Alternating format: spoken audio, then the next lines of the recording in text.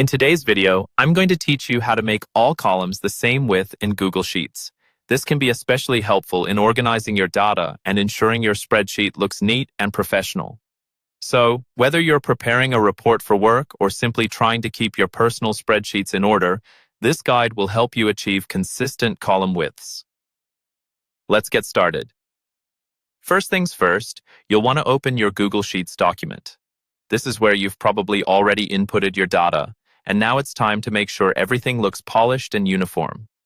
Once you've got your file open, it's all about hitting that optimal width for your columns, and I'll show you just how to do that. The next step is to select all the cells in your spreadsheet. You can do this easily by pressing the Ctrl and A keys simultaneously. This is a quick shortcut that highlights everything in the sheet, preparing it for any adjustments you want to make. It ensures that any change you make to one column can be applied across the board. Now, with all your cells selected, move your cursor to the line in between any two column headers. You'll notice that the cursor changes to a double arrow, indicating that you can adjust the width. Click and drag to set your desired width.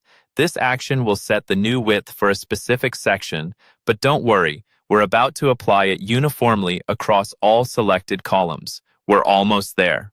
To apply the same width to all columns, you need to select a specific column by simply clicking on its header. This action isolates the column and gives you more options. Once you've clicked on the column header, go ahead and press the right-click button on your mouse.